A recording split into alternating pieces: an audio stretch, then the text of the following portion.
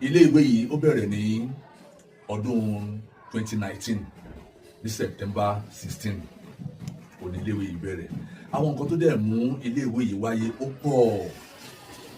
Ìdí àkọ́kọ́ ni pé ní ọjọ́ kan ọmọ wa kan kí Ọlọ́run Elédùmarè kó túbọ̀ lọ́ra ẹ̀mí ọmọ náà ó túbọ̀ ṣe lólóríire kó ṣe gbogbo wa ní olóríire. Ọmọ yìí ó tẹ̀ díẹ̀ nígbà yẹn díẹ̀ tí mo sọ yẹn ó pọ̀ gan-an olóòtú fẹ́ dojú ikú wọ́n wá dá ifá nígbà tó dá ifá wọn náà gbọ́dọ̀ fi ìdè ifá sí ọwọ́ ọmọ yẹn torí kó lè gbàgbọ́. Wọ́n ṣe torí ọmọ babaláwo ni ìkan nínú ọmọ babaláwo ni tó dẹ̀ pé ṣe la ìjọ ń ṣe ìjọ Ọ̀rúnmìlà adúláwọ̀ ní ìgbà yẹn lọ́hùn tó dẹ̀ ti di ìjọ gbogbo àti fẹ́ báyìí ìjọ Ọ̀rúnmìlà gbogbo àti fẹ́ báyìí.